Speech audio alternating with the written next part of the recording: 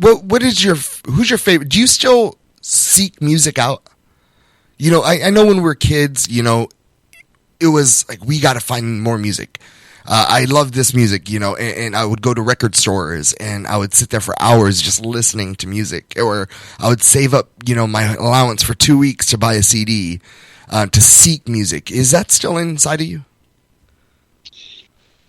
It is, but relative to timing, I think the way it plays out most frequently for me is I'll hear something playing in the background on TV or something like that, and I'll get my oh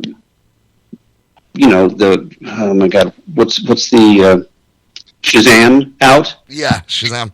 And identify it, and then go into iTunes and grab it and listen to more stuff by that artist. And that, yes, I love checking stuff like that out, and then from there, you know, you can, on iTunes and everywhere else now, you get the people who like this also like that, and, you know, listen to related stuff. And it's particularly interesting when it's something that someone I've never even heard of, but a style I've never heard of, that just, you know, moved me in some way. And yes, so in terms of all the way over to, do I just log into iTunes or something and just start poking around and listening? Just from a timing standpoint, I don't get enough time to do that. Once I go buy something on iTunes, I generally get hooked, as they're thrilled to have me be hooked. Yeah. and hang around for a while, and we'll check out some stuff. So, yeah. And, of course, kind of demise of record shops makes, you know, iTunes is the record shop now. So, but it's cool to poke around and check out all the stuff on there. Yes. Well, and relative, looping to what we said earlier, though, to the commoditization of music, I am frequently how, and maybe this is all, to be fair, maybe this has always been the case, but it just, I'm more aware of it now. How much of it, you know, all sounds the same, or it's like, I'll be surprised by, you know, this is like a really popular song, but I just don't get it. It's like, I just don't get it. I mean, it just seems like a really mediocre song to me. You know, the music seems nothing to light you up, and the lyrics seem typical, and I you know, it doesn't seem to have any infectious thing. It just seems to be something of the moment, I guess. I don't know. Are you done performing, like on stage? Oh my God! Well, I don't know if I ever started, Tim. I don't. I saw you one time at a WrestleMania playing to the speaker.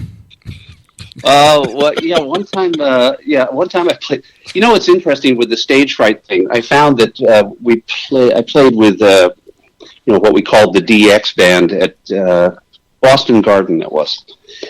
Interestingly, I found when it's that many people in the audience, it becomes. I felt like, I guess I was so overwhelmingly small and inconsequential relative to the crowd, the size and intensity of the crowd, that I felt like I kind of disappeared, and I was over it for a very short, you know, 15 minutes there. But, you know, playing like going to an open mic or something still just terrifies me. Terrifies me. I literally have a physical nervous reaction right now by just saying those words out loud. Shit. Oh my God, Jim. You're such a humble, great guy.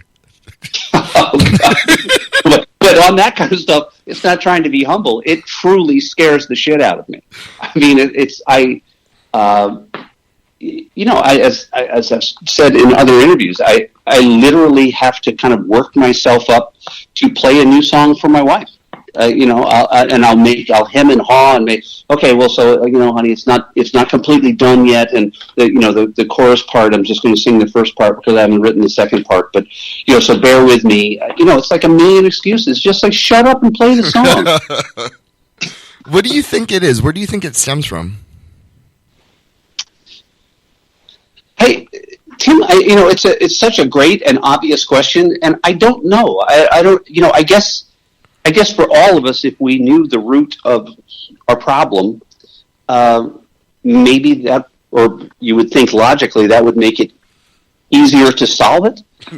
It isn't like I don't recall from my childhood any heinous experience of, getting up in front of the class and being booed out of the classroom or something. It was just so humiliating. It ruined me for the rest of my life. I think it's just, I guess it's just not my thing. There are people who, you go all the way to the other extreme, is where Michael Jackson, you have this poor kid who's almost utterly dysfunctional, that he can barely live his life. Well, it turned out in the end he couldn't live his life. And yet, put him on the stage, and when the music hits and the lights go on, my God in heaven. I mean, that guy, he became the most powerful man in the world. I mean, it was the most amazing thing, unimaginable. I just sit there and watch how he could dance and sing and perform and just go into these different worlds with each different song. And it was amazing. We lost such a talent when he died. It was really sad. But that kind of thing, that I remember one time I played, got together with some friends, and who encouraged me, like, let's, there was a nice sort of club near our town, and we decided, we're going to do just a one-time concert, play 10 songs, something.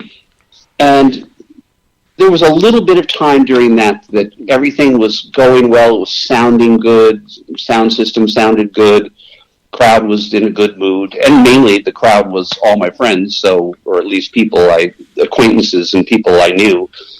I had just a little of that touch of like, wow, this is really cool. This is a cool feeling when it works like this, and you can get carried away into it. But it was really a one-time thing. I don't know, Tim. Who knows? Maybe it's like everything else. If you do it more often, you get muscle memory for it, and it becomes less threatening. But I'm not there yet, that's for sure. All right.